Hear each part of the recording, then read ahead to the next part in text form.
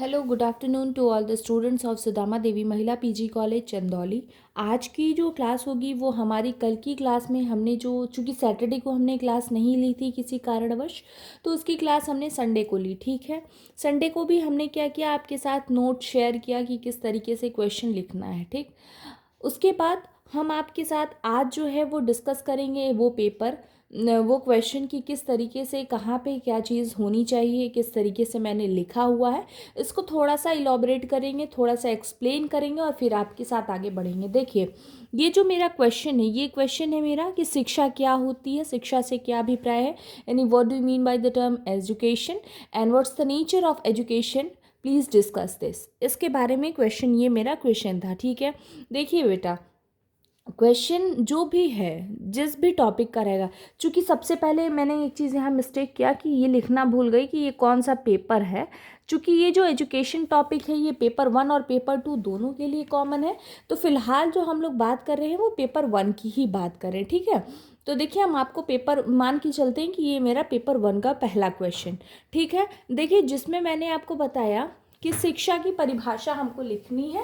तो जब हमको शिक्षा की परिभाषा लिखनी है तो देखिए मैंने डायरेक्ट शिक्षा की परिभाषा को नहीं वो एक्सप्लेन किया हुआ, डायरेक्ट नहीं लिखा है कि शिक्षा क्या होती है।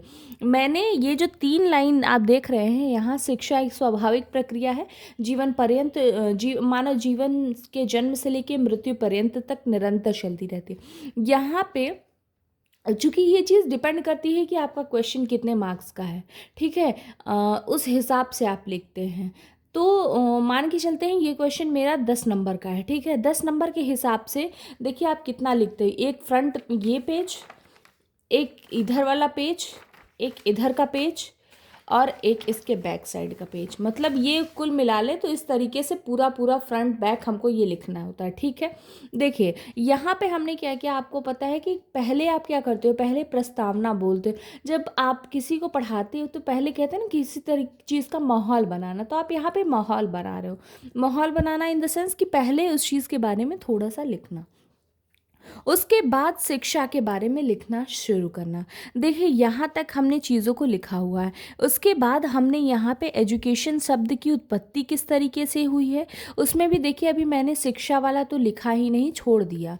क्यों छोड़ा है, क्योंकि हमें लग रहा था कि काफ़ी ज़्यादा हो जाएगा इस वजह से। और देखिए एजुकेशन को ही उठाया हुआ है। और देखिए बीच बीच में हमने double inverted comma, single inverted comma का यूज़ किया हुआ है।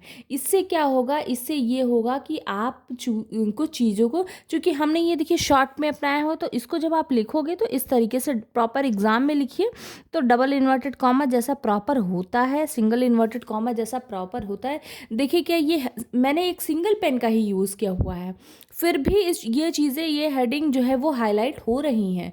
तो मतलब मेरा ये कहने का है कि आप लिखिए इस तरीके से कि वो चीज़ हाईलाइट हो। हाँ, सिर्फ ब्लू और ब्लैक पेन का ही यूज़ करके आप एग्ज़ाम में लिखिए, उससे ज़्यादा पेन यूज़ करने की आवश्यकता आपको नहीं है। ब्लू और ब्लैक से ही बहुत अच्छी से चीज़ें लिखी जा सकती हैं। ठीक है, उसके बाद देखिए यहाँ तक मैंने चीज़ें बताई, उसके बाद एजुकेशन को उठा लिया। आप देख रहे हो मैं ये किस तरीके से एक्सप्लेन की हुई हूँ कि एग्जामिनर देखे और उसके पास इतना कहानी पढ़ने का देखिए समय नहीं होता है, तो वो क्या करे, वो इन चीज़ों को ही देख लें और समझ लें कि हाँ बच्चे को पता है, ये चीज़ को ही देख लें तो ये समझ लें। देखिए बेटा, ये मैंने ट्रेन नहीं लिखा हुआ है, ब्रेन नहीं लिखा हुआ, ट्रेन लिखा हुआ है। मेरी लिखने की आदत ऐसे है, टी ऐसे करके, ये ऊपर वाला थोड़ा सा ऊपर नहीं बढ़ पाया है इस वजह से आपको ये लग रहा है, जबकि ये ऐसे होगा। मेरी आदत क्या है, मैं झटके में लिखती हूँ तो ऐसे लिख देती हूँ ना, तो ये ट्रेन है, ब्रेन नहीं है। ब्रेन होता तो मैं प्रॉपर इस तरीके से लिखती। ठीक है, लेकिन देखिए यहाँ पे आपने कहा जैसे ब्रेन, तो देखिए यहाँ मैंने बी और आर को किस तरीके से लिखा हुआ है।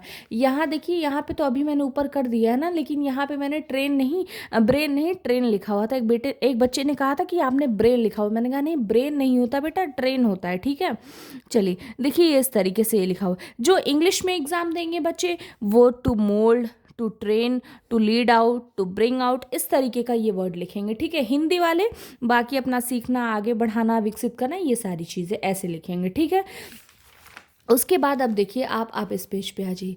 यहाँ पे देखिए मैंने और भी चीज़ें लिखी हुई हैं। यहाँ तक देखिए, अब विचारकों के जब विचार लिखना शुरू किए हैं तो किस तरीके से लिखे हैं।